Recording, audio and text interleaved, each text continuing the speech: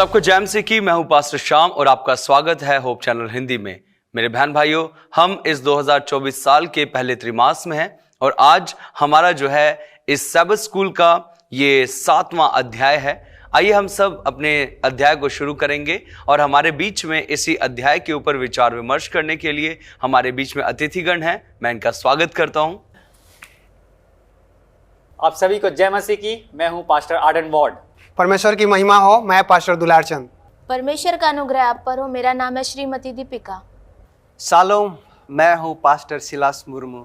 बहुत बहुत धन्यवाद आपके परिचय के लिए। आइए दर्शकों, अपना इस सबत स्कूल के अध्ययन को हम शुरुआत करते हैं और मैं इस वक्त हमारे बीच में पास्टर दुलाचंद जी हैं, उनसे निवेदन करूंगा कि प्रार्थना में अगुवाई करें। स्वर्गीय पिता सर्वशक्तिमान परमेश्वर, हम आपको धन्यवाद देते हैं प्रभु, और हम सब आपके समीप आए हैं। जिस तरह से आज फिर से पाठ 11 हम लोग अध्ययन करेंगे, हम सबों को साथ होइएगा। अपने पवित्र आत्मा और पवित्र हाथ हम सब पर रखिए और होने दीजिए प्रभु कि जब हम लोग अध्ययन करें तो जो भी श्रोतागण हैं जो मिलकर अध्ययन करेंगे उनके भी साथ आप होना, कि हम सब एक साथ मिलकर आपका दोहाई दे सके और समझ सके। आने वाले समय के लिए अपने आप को हम लोग तैयार कर सके। सारे आदर महिमा देते हुए दिनहीन प्रार्थना आपके प्रिय पुत्र यीशु के नाम से मांगते हैं, आमीन। धन्यवाद पास्टर जी प्रार्थना के लिए। प्रिय दर्शकों, जिस तरीके से हमने बताया है, ये हमारे सबत स्कूल का 7वां अध्ययन है और हम इस त्रिमास में सीख रहे हैं परमेश्वर के बहुत ही पवित्र और सामर्थ्य वचन जो हमें मिलते हैं भजन संहिता के अंदर। आज हम देखेंगे परमेश्वर के इस अध्याय के अंदर जो हम ये पढ़ रहे हैं, अध्ययन 7 है और इस अध्ययन 7 में हम बात करेंगे आपकी दया स्वर्ग तक पहुंची। मेरे बहन भाइयों, ये जो विषय है ये बड़ा गंभीर विषय है और जब हम बात करते हैं इस विषय के ऊपर कि जो परमेश्वर की दया है वो कहाँ तक परमेश्वर की स्वर्ग तक पहुंचती है, और जब वचन है याद का भजन संहिता और उसका 57वां अध्याय और उसके 9 और 10वें वचन में कहता है, हे प्रभु, मैं देश देश के लोगों के बीच तेरा धन्यवाद करूंगा। मैं राज्य राज्य के लोगों के बीच में तेरा भजन गाऊंगा, क्योंकि तेरी करुणा स्वर्ग तक बढ़ी है और तेरी सच्चाई आकाश मंडल तक पहुंची है। यहाँ हम देखते हैं कि परमेश्वर के प्रति जो इजरायली हैं, परमेश्वर के प्रति जितने भी वहाँ पर भजनकार हैं, वो जानते हैं कि परमेश्वर की करुणा और परमेश्वर की दया कितनी बड़ी और कितनी महान है। अगर हम देखते हैं उनका आत्मिक रूप, जो इजरायली थे वो एक तरीके से बहुत अपने आप में गरीब महसूस करते थे। आत्मिक रूप में वो बहुत टूटे हुए थे और उनकी बस एक ही चाहत थी, उनकी एक ही निगाह थी जो परमेश्वर की ओर थी, और वो थी कि परमेश्वर की दया और परमेश्वर का अनुग्रह उन पर होता रहे। वो पूरी तरीके से निर्भर थे परमेश्वर की दया और परमेश्वर के अनुग्रह को लेकर। उसके आगे हम देखते हैं उसकी दया सदा तक बनी रहती है। देखिए, जो हम वचन पढ़ते हैं इसमें आप देखें, अगर हम भजन संहिता 136 पढ़ें, जब मैं इस वचन को पढ़ रहा था, बड़ा ही आशीष और दया और अनुग्रह का ये वचन है। भजन संहिता 136वां अध्याय, जब हम इसको अध्ययन करते हैं, यहाँ पर हम देखते हैं जहाँ पर इसके कुछ पदों के अंदर परमेश्वर कहता है, अगर हम 4 अध्याय से 9वें वचन में पढ़ें और उसके बाद में हम पढ़ते हैं अगर 10वें अध्याय से 22वें वचन तक, तो यहाँ पर हम कुछ विशेष रूप से परमेश्वर की दया और उसके अनुग्रह को स्मरण करते हैं। जहाँ पर हम पहला वचन अगर हम देखते हैं 136 कहता है, यहोवा का धन्यवाद करो क्योंकि वह भला है, उसकी करुणा सदा की है। अगर आप इस वचन को पढ़ेंगे, हर एक वचन के बाद में हमें पता चलता है कि परमेश्वर की करुणा सदा की है और वचन कहता है हमें उसका हमेशा धन्यवाद करना बहुत जरूरी है। जी पास्टर। और जैसा जो है हम जानते हैं दर्शकों, आज हम लेसन 7 पढ़ने जा रहे हैं और मेरा जो है मंडे का लेसन है और उसका हेडिंग है, कहता है मेरे अंदर एक शुद्ध मन उत्पन्न कर। देखिए, यहाँ पे भजनकार ऐसा क्यों कह रहा है कि मेरे अंदर एक शुद्ध मन उत्पन्न कर? सोचने की बात है ना। अब तक जो है हम लोग का इतने लेसन हम करते आए हैं, अब भजनकार ये कह रहा है कि मेरे अंदर एक शुद्ध मन उत्पन्न कर, और वो परमेश्वर से क्या कर रहा है, उसकी करुणा। अभी पास्टर साहब ने बहुत अच्छे वचन कहे हैं, और अगर हम एक वचन और मैं भी निकालना चाहूँगा, अगर आपके पास बाइबल है तो आप निकाले भजन संहिता की पुस्तक, उसका 51वां अध्याय और उसका पहला वचन जो है मैं आपके सामने पढ़ूंगा। भजन संहिता 51 उसका पहला वचन। यहाँ पे भी कुछ इसी तरह से भजनकार कहता है, हे परमेश्वर, अपनी करुणा के अनुसार मुझ पर अनुग्रह कर, अपनी बड़ी दया के अनुसार मेरे अपराधों को मिटा दे। देखिए, यहाँ पे भजनकार क्यों यहाँ पे इस प्रकार से कह रहा है, क्योंकि वो जानता है कि कुछ परिस्थितियां जो उसके सामने आई हैं वो उसके आत्मिक अंधेरापन, मतलब बोलना चाहिए उसके वो अंदर से ऐसा फील कर रहा है कि उसकी जो है अंधेरापन है, और उस अंधेरेपन को दूर करने के लिए वो क्या कर रहा है, परमेश्वर से विनती कर रहा है, प्रार्थना कर रहा है।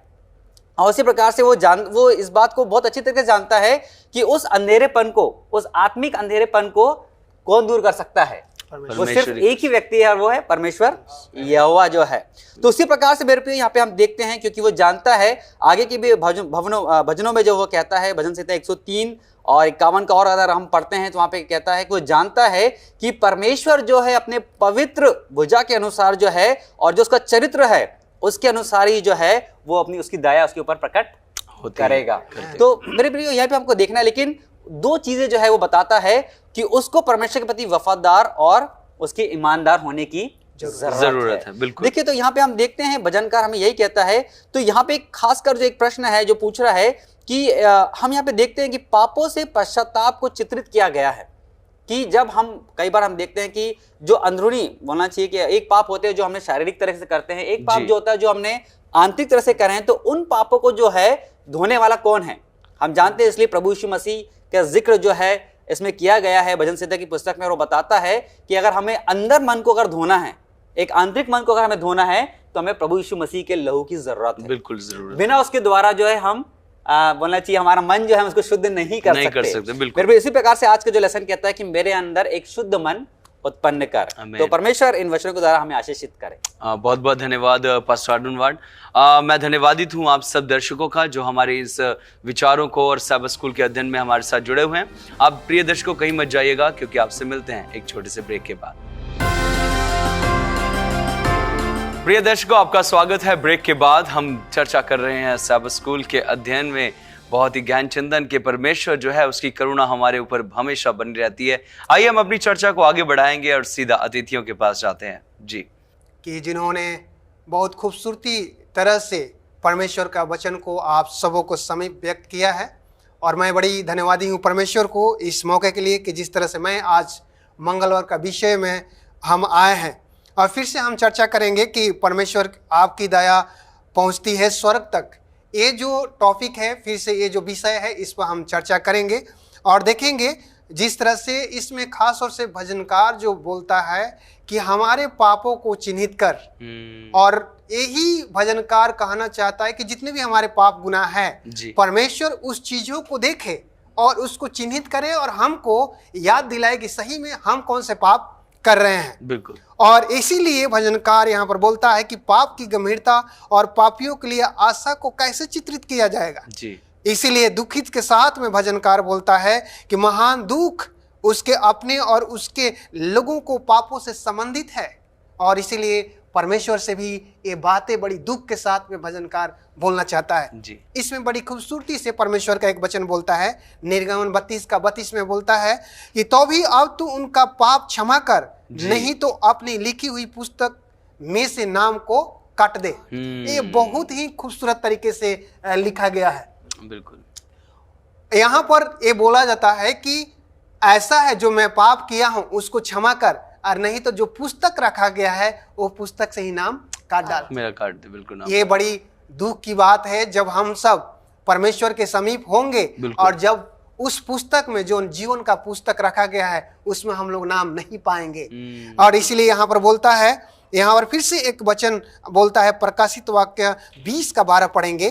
तो इसमें लिखा है बड़ी खूबसूरती तरीके से, फिर बोलता है, फिर मैंने छोटे बड़े सब मरे हुए को सिंहासन के सामने खड़े हुए देखा।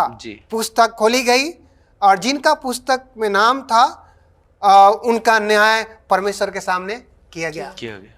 और इसी रीति से जब हम लोग देखते हैं यहाँ पर फिर से बोलता है कि ईश्वर से क्षमा का अपील करना ये हमारे स्वभाव में होना चाहिए, क्योंकि पाप जो है हम लोग प्रत्येक दिन करते हैं और ये पाप जो है एक रिकॉर्ड बनते जा रहा है।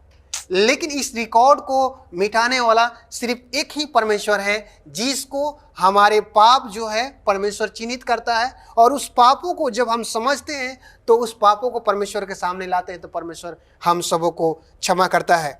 इसीलिए यहाँ पर बोलता है, अपने पापों को क्षमा करने और उन्हें दंडित करने की नहीं, बल्कि परमेश्वर की तत्परता है जो परमेश्वर के प्रति श्रद्धा को प्रेरित करती है।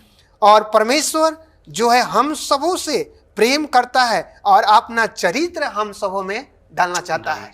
बिल्कुल। जब परमेश्वर हम सबों में अपना चरित्र डालना चाहता है तो इसीलिए हम सबों को परमेश्वर के प्रति अपने अनुभव और अपने दिनचर्या को प्रतिदिन परमेश्वर के साथ में लेके चलने की जरूरत है। इसलिए यहाँ पर एक और मैं पढ़ना चाहता हूँ।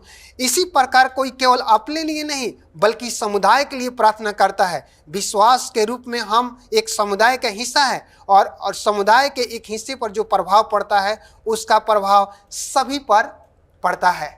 भाइयों बहनों, मैं खास तौर से यही बोलना चाह रहा हूँ कि आज जो हम लोग चर्चा कर रहे हैं, खास तौर से ये भजनकार बोलना चाहता है कि हमारा जो चीज जो पाप है परमेश्वर उसको पहचानता है और इसीलिए हम सब अपने पापों को परमेश्वर के समीप लाने की जरूरत है। और इसीलिए यहाँ बोलता है, यदि हे प्रभु यदि तू अधर्म के कामों पर चिन्ह लगाए तो हे प्रभु कौन खड़ा रह सकता है।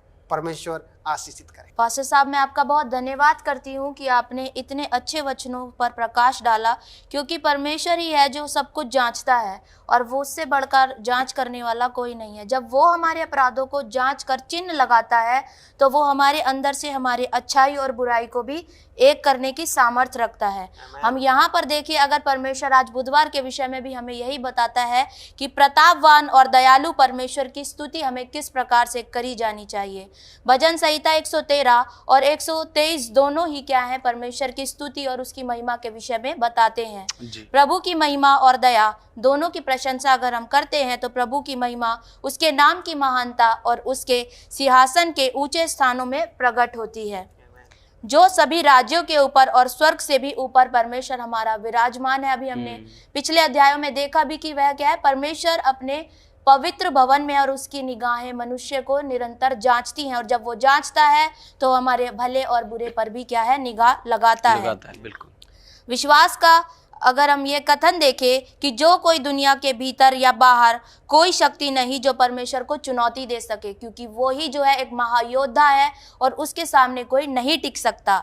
यहाँ हम पाते हैं कि परमेश्वर खुद इतने नम्र हैं जो खुद आकाश और पृथ्वी को देखने के लिए झुक जाते हैं। भजन संहिता 113 के 6 में हम इस अध्ययन को करते हैं तो परमेश्वर का वचन यहाँ हमें साफ बताता है और आकाश और पृथ्वी पर भी दृष्टि करने के लिए वह झुकता है।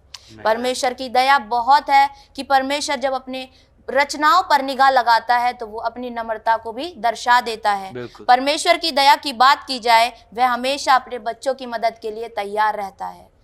उनके उधार और उनके हाथ बच्चों पर अपने बने रहते हैं। निरंतर उन पर वह अपना भलाई वाला हाथ बनाकर रखता है। परमेश्वर की दया, उसकी महानता, उसके देखभाल करने के लिए एक अद्भुत उदाहरण है कि उससे बढ़कर देखभाल करने वाला हमारे लिए और कोई भी नहीं है।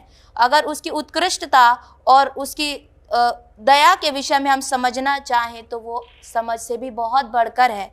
उसकी दया और उसकी करुणा और उसके कार्यों में शामिल होती है कि जो वो काम करता है उसकी दया उसमें झलकती है कि वो कैसे अपनी दया के अनुसार हमारे जीवनों में काम करके हमें बढ़ाता है। परमेश्वर की दया जो गिरे हुए को उठाती और उन्हें बचाती है हमारे लिए बहुत है। उन्हीं की करुणा और जिसके द्वारा प्रभु यीशु मसीह इस दुनिया में आए और हमारे लिए अपने आप को शून्य कर दिया। फिलिपियों 2 का 6 से 8 इस बात को दर्शाता है कि यीशु का स्वभाव कैसा था और वह कैसे अपने आप को शून्य करके परमेश्वर का आज्ञाकारी बना। और आज वो हमें ये उदाहरण देकर बताते हैं कि हमें भी अपने आप को दीन करना है, अपने आप को शून्य करना है, तभी हम अपने परमेश्वर के योग्य बन पाएंगे, परमेश्वर के साथ चल पाएंगे, जिस प्रकार परमेश्वर अपने पुत्र के द्वारा हमें उदाहरण देते हैं। परमेश्वर आशीष दे। जय मसीह की। बहुत बढ़िया, धन्यवाद आपका इन अच्छे विचारों के लिए। अब प्रिय दर्शकों, हम बहुत सारी बातें आज सीख रहे हैं और बहुत सारी बातों के ऊपर चिंतन और मनन कर रहे हैं। आप कहीं मत जाइएगा, आप हमारे साथ यूं बने रहिए, क्योंकि हमारे ये विचार, ये विमर्श यूं चलते रहेंगे। मिलते हैं आपसे एक छोटे से ब्रेक के बाद। प्रिय दर्शकों, आपका स्वागत है फिर से ब्रेक के बाद। हम बात कर रहे हैं भजन संहिता की पुस्तक और हम जो है देख रहे हैं किस तरीके से परमेश्वर की करुणा, उसकी दया, उसका अनुग्रह हम पर बना रहता है। आइए हम इस विचार को और आगे बढ़ाते हैं और हम चलते हैं सीधा अपने अतिथियों के पास। बहुत बहुत धन्यवाद। हमारे वक्ताओं ने बहुत अच्छी तरीके से आज जो परमेश्वर की दया स्वर्ग की ओर पहुंचता है। आइए मेरे साथ निकाले गुरुवार की पाठ में आज जो शीर्षक है वो ऐसा कहता है कि परमेश्वर की उपकार को ना भूलना। यानी कि परमेश्वर का जो उपकार है या जो भलाइयाँ है वही परमेश्वर का आशीष है। हम उसको पाते हैं उत्पत्ति के किताब 49 के 25वां आयत में ऐसा लिखा है, वह तेरे पिता के उस ईश्वर का काम है जो तेरी सहायता करेगा, उस सर्वशक्तिमान का जो तुझे ऊपर से आकाश में की आशीष से और नीचे से गहरे जल में की आशीष से और स्थानों और गर्भ की आशीष से देगा। आमीन आमीन। यहाँ पे परमेश्वर ये जो आशीष उन्होंने याकूब के जरिए से अपने 12 संतानों पर इस आशीष को उन्होंने दे दी, यानी कि सौंप दी। और ये याकूब का नाम हम सभी जानते हैं, जब परमेश्वर ने बदला तो उसका नाम इज़राइल बन गया। और उनके सारे संतानों ने इज़राइल से इज़राइली कहले गए। और परमेश्वर जो यहाँ पे वादा करता है कि उनका आशीष को ना भूलना, क्योंकि जब हम देखते हैं इज़राइली लोग बढ़ जाते हैं और बहुत ढेर सारे होते हैं, उनके वंश उत्पन्न होते हैं, तो परमेश्वर याद दिलाता है कि उनके उपकार को कभी ना भूलना। आइए हम आगे में देखते हैं, भजन संगीता में दाऊद ने इस बात को जिक्र किया है। मेरे साथ निकाले 102 में, और हम यहाँ पे पाते हैं 1 से 22 तक में परमेश्वर की सारे भलाइयाँ जिक्र किया गया है। आमीन। 2 आयत में ऐसा लिखा है कि उसके किसी उपकार को ना भूलना। परमेश्वर यहाँ पे भजन करों के जरिए से उन लोगों को याद दिलाता है कि परमेश्वर कौन सी उपकार किया था या परमेश्वर ने कौन सी उपकार की थी। आइए हम उसको देखते हैं, कौन कौन सी उपकार यहाँ पे दिया गया है। हम ये जब आशीष की बातचीत करते हैं, वो आशीष हमारे अच्छी सेहत को भी दर्शाता है। परमेश्वर हमारे अच्छे देखरेख करता है, वो हमारे लिए एक आशीष भी है। और 2 चीज यहाँ पे दिया गया है कि परमेश्वर की उपकार को ना भूलना, यानी कि उसे हमेशा याद रखना। बिल्कुल। और आइए मेरे साथ देखें, और भजन संगीता 103 के 10 में लिखा है कि उसने हमारे पापों के अनुसार हमसे व्यवहार नहीं किया और ना हमारे अधर्म के कामों के अनुसार हमको बदला दिया है। परमेश्वर इस बात को बोलता है कि वो हमारे बुराइयों को याद नहीं करता है, क्योंकि वही परमेश्वर की अच्छाई भी है। आमीन आमीन।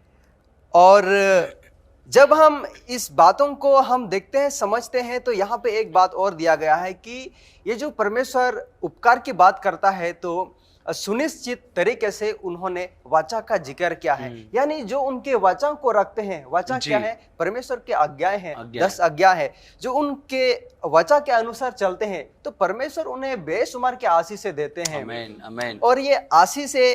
और जब हम देखते हैं कि याकूब ने अपने पुत्रों को सांसारिक पदार्थों के साथ भी आत्मिक आशीष से भी उन्होंने दी थी, तो आज भी हमारे लिए परमेश्वर सांसारिक में या दुनिया में जब हम रहते हैं तो हमें बहुत सारे चीज़ों की जरूरत होता है, कपड़ों की, खाने की और हमें रहने की, तो परमेश्वर इन सारे वस्तुओं को देने के लिए वो हमेशा तैयार है।